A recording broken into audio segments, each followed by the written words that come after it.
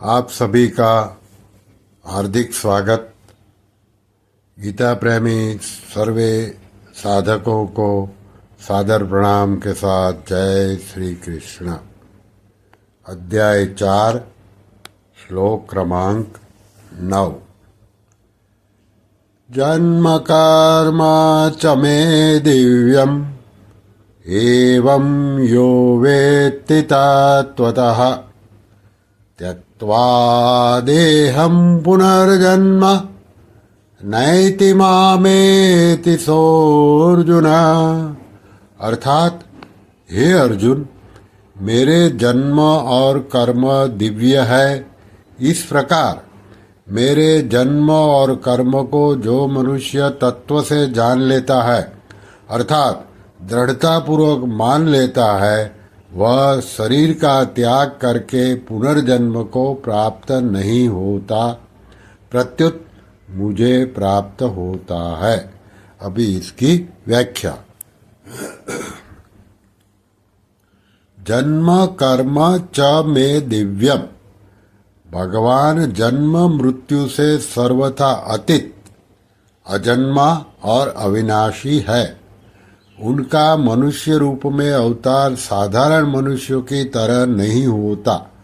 वे कृपा पूर्वक मात्र जीवों का हित करने के लिए स्वतंत्रता पूर्वक मनुष्य आदि के रूप में जन्म धारण की लीला करते हैं।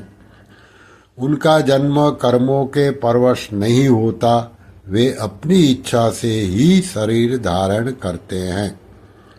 भगवान का साकार विग्रह जीवों के शरीरों की तरह हाड़ मांस का नहीं होता।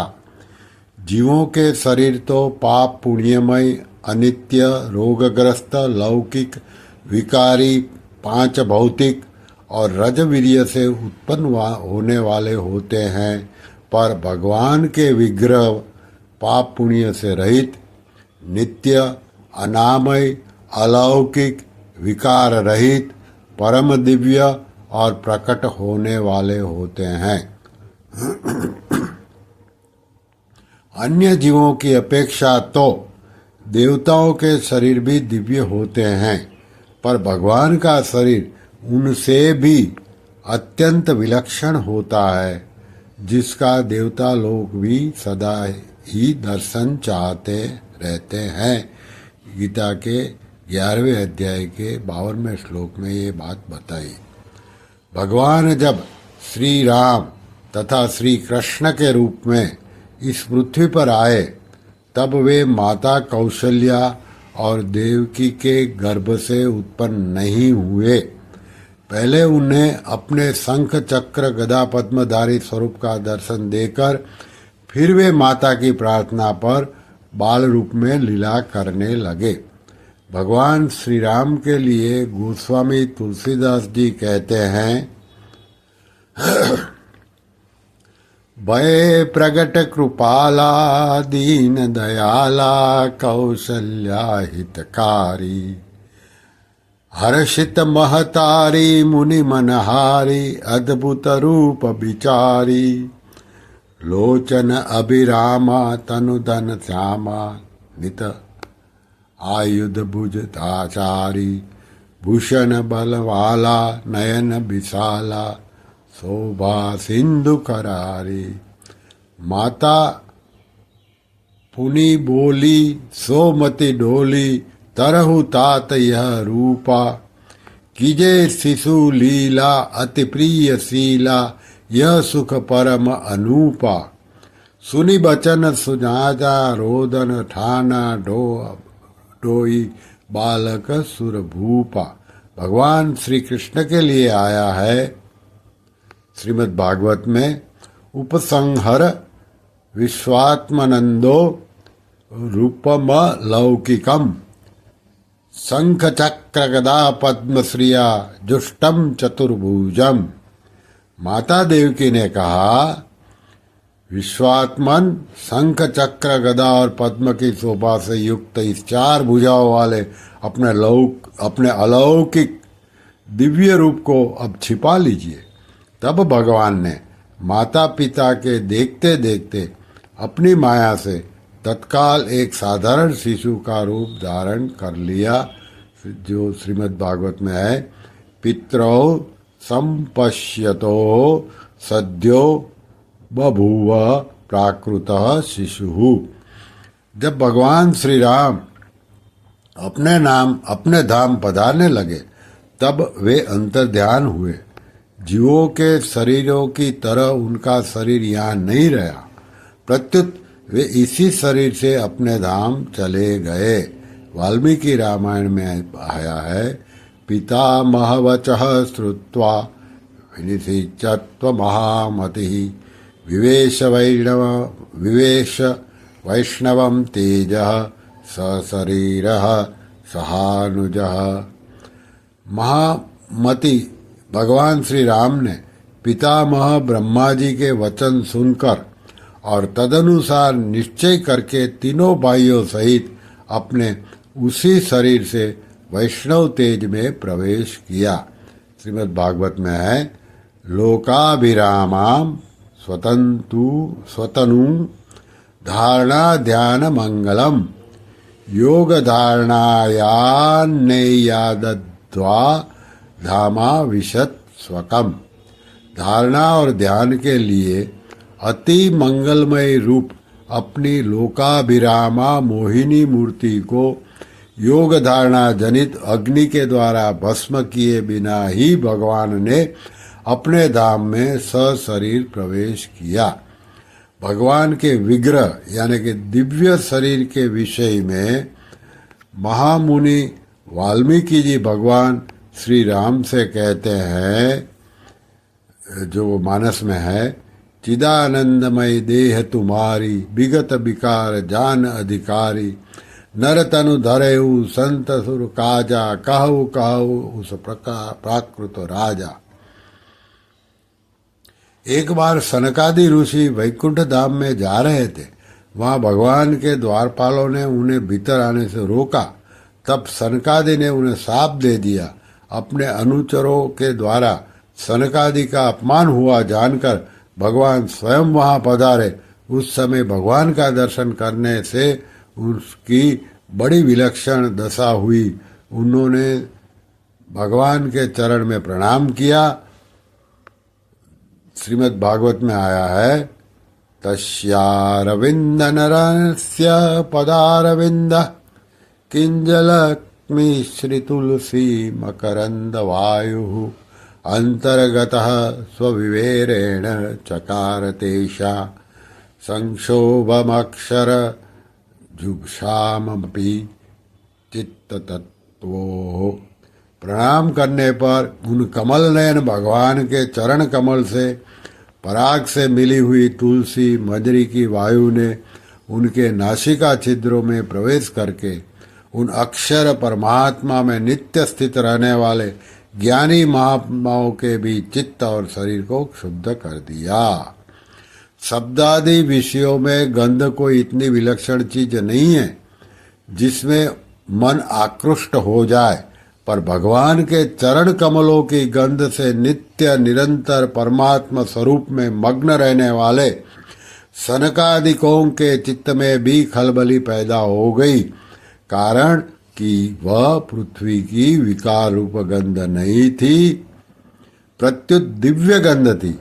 ऐसे ही भगवान के विग्रह की प्रत्येक वस्तु, वस्त्र, आभूषण, आयुध आदि दिव्य, चिन्मय और अत्यंत विलक्षण है। भगवान की लीलाओं को सुनने, पढ़ने, याद करने आदि से लोगों का अंतःकरण निर्मल पवित्र हो जाता है और उनका अज्ञान दूर हो जाता है। यह भगवान के कर्मों की दिव्यता है। ज्ञान स्वरूप भगवान शंकर, ब्रह्मा जी, सनकादिक ऋषि, देवर्षि नारद आदि भी उनकी लीलाओं को गाकर और सुनकर मग्न हो जाते हैं। भगवान के अवतार के जो लीला स्थल हैं, उन स्थानों में आस्तिक भाव से श्रद्धा प्रेम पूर्वक निवास करने से एवं उनका दर्शन करने से भी मनुष्य का कल्याण हो जाता है। तात्पर्य है कि भगवान मात्र जीवों का कल्याण करने के उद्देश्य से ही अवतार लेते हैं और लीलाएं करते हैं। अतः उनकी लीलाओं को पढ़ते सुनने से, उनका मनन चिंतन करने से स्वाभाविक ही उस उद्देश्य की सिद्धि हो जाती है।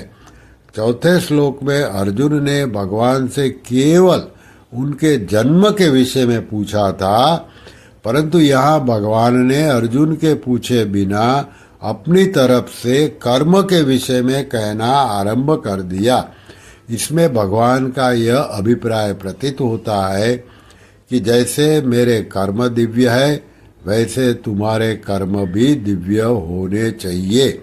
कारण कि मनुष्य का जन्म तो दिव्य नहीं हो सकता, पर उसके कर्म अवश्य दिव्य हो सकते हैं, क्योंकि उसी के लिए उसका जन्म हुआ है।